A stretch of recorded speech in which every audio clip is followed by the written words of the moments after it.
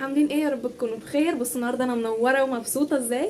عايزه اقول لكم ان انتوا يعني بجد بجد بجد اكبر داعم نفسي للواحد، سواء بتدعموه في الحلو او بتدعموه في الوحش. بس بجد يعني انا الفيديو اللي نزلته اول امبارح، بجد يا جماعه انا كنتش متوقعه ان كلكم تفرحوا لي كده. بجد الحمد لله الحمد لله، الكومنتات دي كلها كده بجد دخلت في قلبي وخلتني شجعتني ان انا اقوم اصور، وشجعتني ان انا اقول انا هصور دلوقتي وهعمل دلوقتي وهنزل لهم كل حاجه، لان زي ما هم بيحبوني انا كمان بحبهم. فبجد بجد بجد انا متشكره جدا ليكم، ويا رب دايما يخليكم نعمه في حياتي وزي ما انا دايما بحطكم في دماغي انا برضو.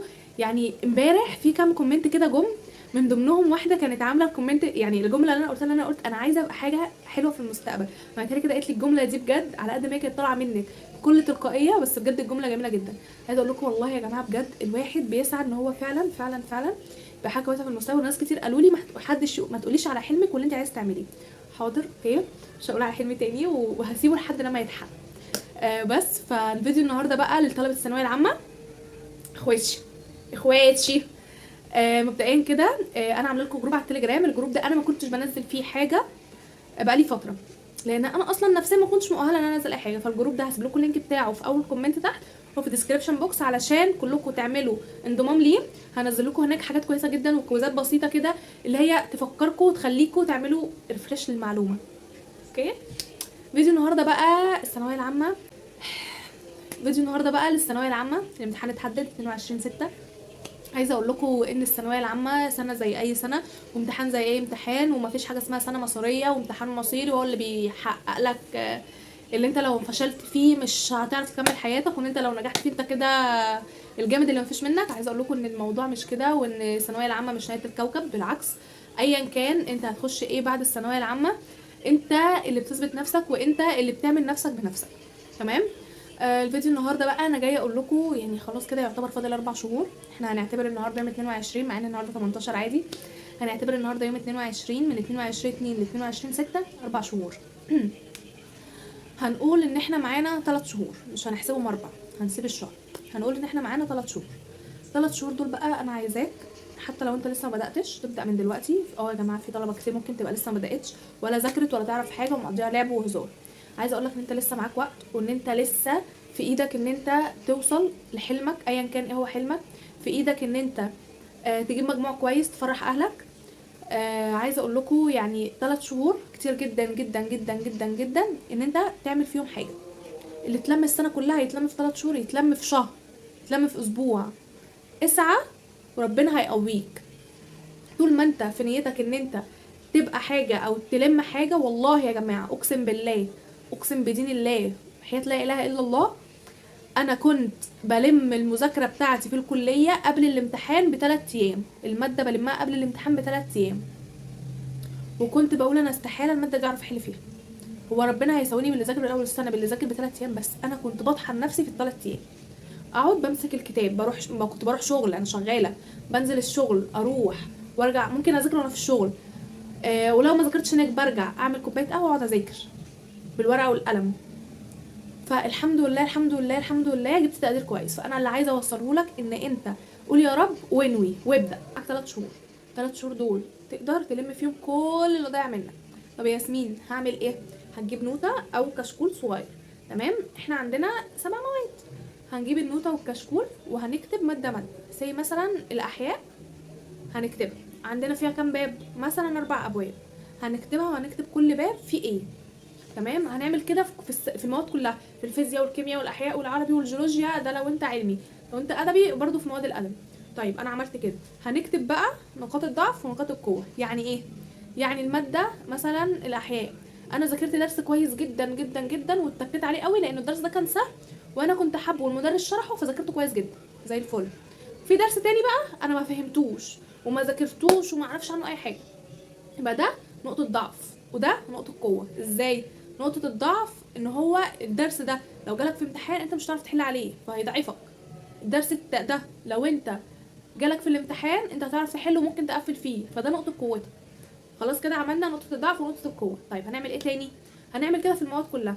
بعد كده هنبتدي بقى نقسم المواد، هنشوف المادة اللي احنا مذاكرين فيها قدر كبير، يعني مثلا العربي انا مذاكره 5 وحدات نحو وحلهم كويس جدا وعارفه عليهم، وناقص لي القراءه والنصوص بس، او القراءه والادب بس، فدي حاجه كويسه، دي ماده كويسه، الادب والقراءه سهلين. طيب ذاكرت الانجليزي برضو الجرامر وناقص لي حفظ الكلمات، ماشي دي ماده نص نص لان الكلمات برضو كتير. طيب هنبتدي بقى نقسمهم من الاعلى، ان انت في حاجات كتير او مش مذاكرها، يعني مثلا الفيزياء فيها ابواب كتير مش مذاكرها، هنبتدي نبدا بيها. ليه بقى هنبتدي بالصعب؟ عشان نحلي بالحلو. ما في واحد يقول لي ايه، لا كده غلط، انا هبدا بالماده السهله اللي انا بحبها علشان تحفزني على المذاكره او تشجعني على المذاكره. ده بقى الغلط، لان انت لما هتبدا بالماده السهله تلاقي نفسك بتحل كويس، وايه ده، ايه يا بنت ياسمين الجمال، انت يا بنت مكانك مش هنا، ده انت بتحلي هوا كده، ايه ده، ايه المذاكره الجامده دي، انا مش عايزه كده. انا عايزاك تعمل كده، بس انا عايزاك تعمل كده في الماده الصعبه.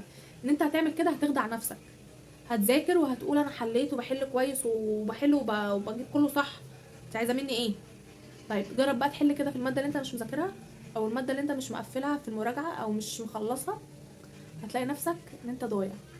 انا مش عايزاك ضايع، انا عايزاك تبدا وتشوف هتعمل ايه، وتقسم المواد زي ما قلت لك، من يعني المواد اللي انت مش مذاكرها للمواد اللي انت مذاكرها، وتبدا باصعب ماده ليك علشان تبقى خلصت من التقيل كله، تبقى خلصت من كل المواد التقيله، هتبدا بقى بالمواد البسكوته الحلوه السكر البشكلافه كده. تمام. بس طيب دلوقتي كتب المراجعه نزلت وخلصت او لسه في المكان، هجيب كام كتاب مراجعه واحل من كام كتاب واعمل ايه في الكتب؟ انا عن نفسي كياسمين كنت مخلصه كتاب الامتحان والكتب بتوع المدرسين، يعني مستر محمود مجدي كنت جايبه الكتاب بتاعه كنت مخلصاه. الكيمياء برضو بتاع كتاب مستر خالد كنت جايباه ومخلصاه. فالكتب كتب المراجعه والله لو جبت كتاب واحد، انا عندي ان انت تجيب كتاب واحد وتحله كله وتفهم افكاره كلها احسن ما تجيب 5 6 كتب وتروح ما تحلش منهم. يعني هات الاول كتاب الامتحان بتاع المراجعه وانت اوريدي عندك كتاب الشرح، بعد كل درس في كتاب الشرح في اسئله حلها. لو انت مش حللها طب انا حللها، نحل في كتاب المراجعه. خلصنا الكتاب هنعمل ايه الفتره الجايه بقى؟ هقول لك نعمل ايه. دلوقتي اصلا لسه الكتب لسه نازله فما فيش حد خلص الكتب. المهم ان انا عايزاك تحل كتير، الحل الكتير هو اللي بيخليك تعرف كل حاجه وتحل اي سؤال يجيلك. دايما كنت بقول لكم الحل الكتير، يعني انا عندي ان انت تذاكر وتقرا بس نحل كتير. التكرار بيعلم ايه؟ قولوا كده من السمعه الشطار، برافو. فانا عايزاكم تحلوا كتير، يعني انا بجد عايزاكم تبقوا احسن مني انا شخصيا. فبس ده يعني كده انا هنزل لكم كمان فيديو بكره، بما ان انتوا الفتره دي بتحبوا التحفيز وطلبه كتير قالوا لي احنا عايزين فيديوهات تحفيزيه، ادينا فيديوهات تحفيزيه. فانا هنزل لكم فيديو بكره لان انا الترم التاني بدا والترم ده قصير، فانا عايزه برضو الم دنيتي بدري بدري عشان عايزه اجيب تقدير الترم التاني. فهبتدي اذاكر معاكم المواد بتاعتي وانتوا هتذاكروا المواد بتاعتكم. هننزل فيديو بكره وهنذاكر، انا مش عارفه هحط لكم ممكن نذاكر على القران، يعني مش عارفه هعمل ايه لسه، بس انا ناويه ان انا اعمل لكم فيديو كويس جدا. فبتمنى ان انتوا لو وصلتوا للدقيقه دي تكونوا اشتركتوا في القناه وعملتوا لي لايك حلو زيكم وكتبتوا لي كومنت حلو.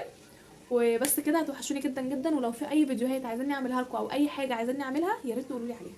وبس كده ده الفيديو بتاع النهارده. لو عجبكم الفيديو بقى ما تنسوش اللايك الجميل والاشتراك في القناه عشان تاخدوا مني كل جديد وتشوفوني تاني، وتعملوا شير الفيديو عشان نوصل لكل الطلاب. وبس كده توحشوني جدا جدا جدا، اشوفكم الفيديو الجاي، باي باي.